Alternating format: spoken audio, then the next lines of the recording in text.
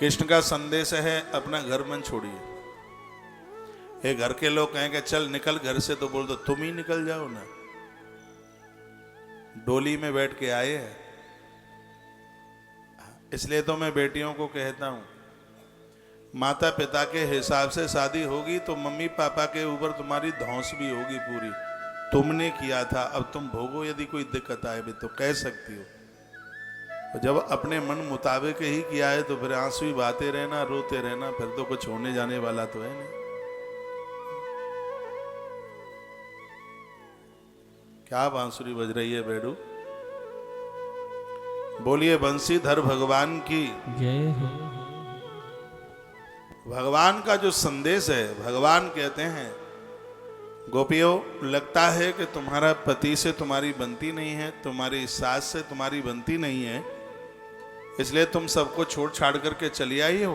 ये तुम्हारी बहुत बड़ी गलती है। कृष्ण ने 5-7 श्लोकों में जो बात कही है बड़ी अद्भुत है। भर्तु शुश्रूषणम श्रीराम परो धर्म यमाया। नारी के लिए पति सेवा से बढ़कर के धरती पर कोई सेवा नहीं बताई।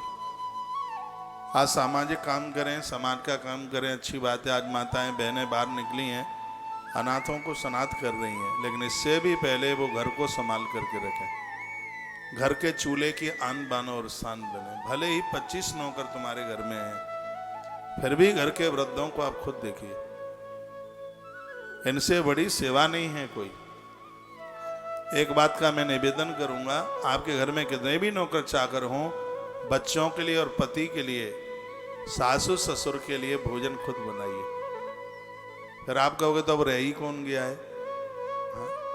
तो मैं यह भी तो आपको कहता हूं, घर के 2 काम किसी को मन देना, एक मंदिर की पूजा, एक रसोई का अपना काम, ये 2 अपने हाथ में संभालिएगा।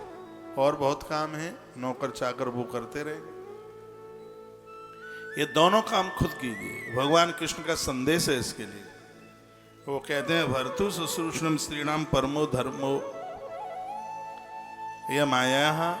नारी के लिए सबसे बड़ा यदि कोई धर्म है, पातिव्रत धर्म है, इससे बड़ा कोई धर्म नहीं। पति बाहर मिलिट्री में, फौज में 6 महीने की छुट्टी पर आता है, घर में आप 4 चपाती बना के नहीं खिला पाती हैं, वो होटलों पर ही जाके खाता है। जो स्वाद आपके हाथ की रसोई में है, होटलों पर तो वो स्वाद कभी आ ही कहां सकता है।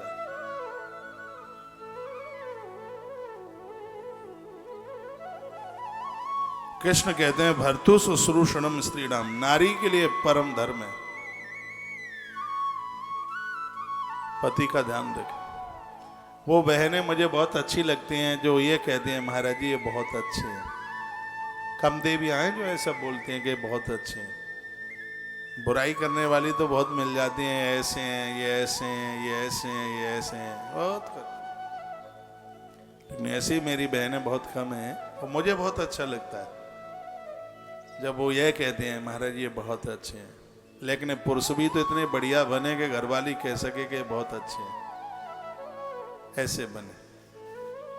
बेचारी हर साल करवा चौथ का व्रत करती है, वड़ अमावस्या का व्रत करती है, तो कम से कम व्रत करते समय ये तो कह सके प्रभु कृपा करना अगले बार भी मोनू के ही पापा मिल जाए।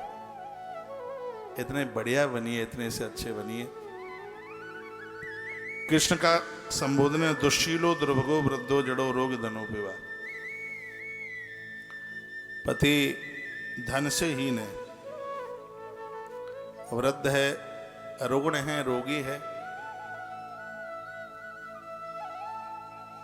इतने पर भी वह सच मानिए वो भगवान है।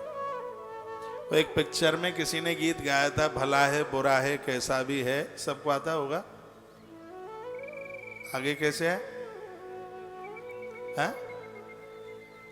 यही पंडाल में है कि हकीकत में है? मेरा पति मेरा देवता है, भला है बुरा है कैसा भी है, मेरा पति मेरा देवता है। पति और पत्नी एक धर्म की गाड़ी के 2 बैल हैं, 2 वृषभ हैं। दोनों एक रास्ते में चलते हैं तो उन्हें मंजिल मिल जाती है।